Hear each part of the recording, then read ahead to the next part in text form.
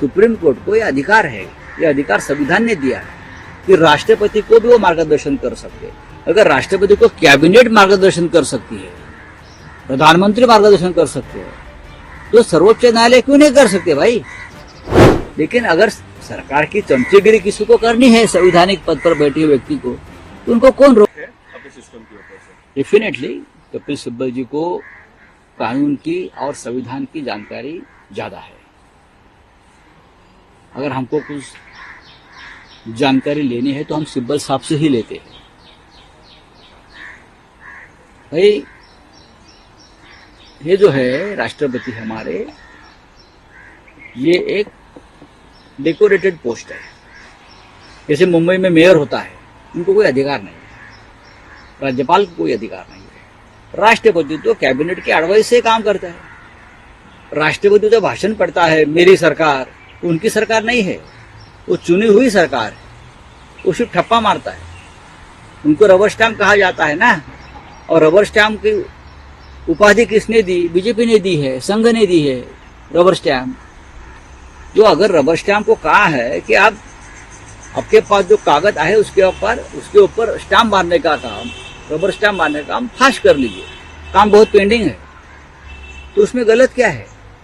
Supreme court को यह अधिकार है, यह अधिकार संविधान ने दिया है कि राष्ट्रपति को भी वो मार्गदर्शन कर सकते हैं।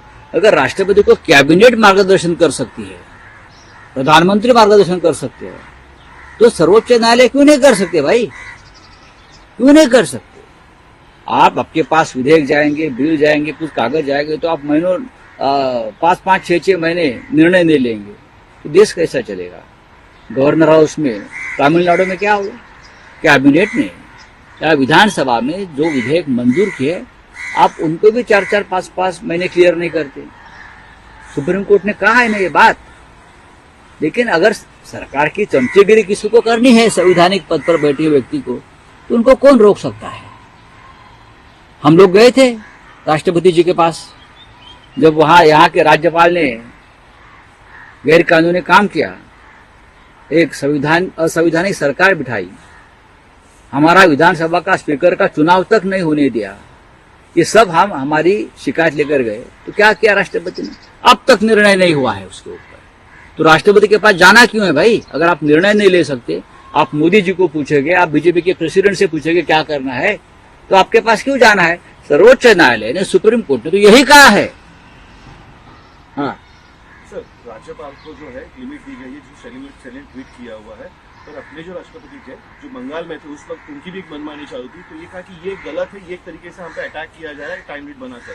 कि आपको उसका आज के जो राज्यपाल है वो संघ के प्रचारक है। आप तमिलनाडु के राज्यपाल की बात देखिए, क्या कर रहे हो? राजभवन में संघ की शाखा चला रहे हैं। अगर आपको संघ की शाखा चलानी है या संघ में काम करना है, तो आपको कोई रोकेगा नहीं, वो आपका एक व्यक्तिगत स्वतंत्र है। तो आप इस्तीफा दीजिए और बाहर जाइए। आज एवरी राजभवन क्या चल रहा है? बीजेपी का अड्डा बन गया है, राजनीतिक अड्डा बन गया है। संविधान उसे मान्यता नहीं दे रही है, फिर भी ये हो रहा है। तो हमारे उपराष्ट्रपति हमारे राज्यपालों को कभी डांटता है क्या कि भाई ये ठीक नहीं है, राजभवन में जो चल रहा है ना गुंडागर्दी, ये बंद करो? लेकिन जब सुप्रीम कोर्ट ने अपने अधिकार का इस्तेमाल करके राष्ट्रपति जी को कुछ मार्गदर्शन किया है, तो सबको मिर्ची लगती है। और सब राज ठाकरे हिंदी भाषा के सख्ती के खिलाफ है। राज्य सरकार की जो नई एजुकेशन पॉलिसी है उसमें उन्होंने आक्षेप व्यक्त किया है, और महाराष्ट्र को या मराठी भाषा को सबसे ज्यादा खतरा अगर किसी से है, वो हिंदी भाषा से नहीं है। हिंदी तो हमारी राष्ट्रभाषा का दर्जा मिलने वाली एक बड़ी भाषा है, पूरे देश में बोली जाती है, हम बोलते हैं। मैं अभी बोल रहा हूँ ना, मुझे कुछ किसने रोका है? पार्लियामेंट में मैं कोशिश करता हूँ कि मैं हिंदी में ही बोलूँ, मेरी भाषा का सम्मान रखूँ। लेकिन महाराष्ट्र को, मराठी भाषा को सबसे बड़ा धोखा है वो गुजराती से है। पूरा मराठी पर गुजराती भाषा का आक्रमण और गुजराती संस्कृति का आक्रमण जो हो रहा है जानबूझकर, कुछ व्यापारी कर रहे हैं, उससे धोखा है। हमको उसके खिलाफ बात करनी चाहिए, उसके खिलाफ लड़ना चाहिए। कोई आता है नेता बीजेपी का और बोलता है इस एरिया फलाना महाराष्ट्र का एरिया, उसकी भाषा गुजराती है। आप कौन हो भाई? उसके ऊपर राज ठाकरे के लोगों ने कुछ आवाज उठाया क्या? अगर आवाज उठाएंगे तो मोदी और शाह नाराज होंगे, फिर गुजरात आ गए। मेरा ये सवाल है वो लोगों से कि आप मोदी जी और शाह जी से जब मिलते हो जाकर दिल्ली में, किस भाषा में बात करते हो? गुजराती में करते हो या हिंदी में करते हो? महाराष्ट्र को बता दीजिए कौन से भाषा में आप बात करते हो ये लोगों से, बताइए।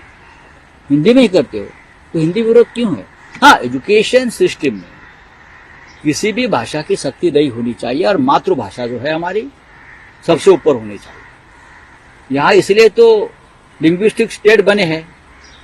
महाराष्ट्र ने तो 106 शहीदों की बलि चढ़ाई है। यहाँ सबसे ऊपर रहेगी हमारी मातृभाषा, चाहे मराठी हो, चाहे बंगाली हो, चाहे गुजराती हो, चाहे पंजाबी हो, चाहे तमिल हो, चाहे कन्नड़ हो, चाहे मलयाली हो, हिंदी हो। मातृभाषा सबसे ऊपर है, बाद में सब जो है अपनी अपनी इच्छा से करेंगे। राउत साहब, तो लेकिन इसलिए एक सवाल विवाद जो ये हो रहा है है, कि मनपा चुनाव को लेकर इलेक्शन कैंपेन में शिवसेना भी गुजराती नहीं। कैंपेन करते, नहीं। केंद्र गुजराती, नहीं। जैसे आदित्य ठाकरे के वो आदित्य क्षेत्र ठाकरे में के पोस्टर लगे तो क्या हो गया? तो आप उसे आक्रमण बोलते हो, मैं आक्रमण की बात कर रहा हूं। हम सब भाषा का और सब लोगों का सम्मान करते हैं। आप ये छोटी छोटी बात लेकर सवाल मत करिए। अगर मेरे पास मैं जहां रहता हूं वहां गुजराती भाई है मेरे साथ अभी बैठे, उनसे हमारे क्या झगड़ा है? मैं आक्रमण की बात कर रहा हूं। मैं उनकी गुजराती भाषा का सम्मान करता हूं। मैं गुजराती थिएटर जाकर देखता हूं। मैं ऐसा आदमी हूं जैसे हिंदी थिएटर देखता हूं वैसे गुजराती थिएटर का भी सम्मान करता हूं। चलिए, थैंक यू। कॉर्पोरेशन चुनाव का ये सब कॉर्पोरेशन चुनाव का खेल चल रहा है भाई। शिवाजी पार्क में कैफे बना है पॉलिटिकल, वहां जाकर लोग बैठते हैं, चाय पानी करते हैं और इस प्रकार से आइडिया छोड़ देते हैं, हवा में पतंग उड़ाते हैं। ऐसे अब तक इतने पतंग उड़ाए वहां बैठकर, एक भी ऊपर नहीं गए, सब कटी पतंग है।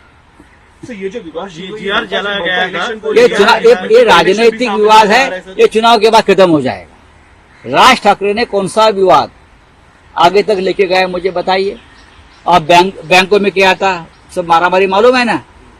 फडणवीस ने दम दिया, पीछे हट गए।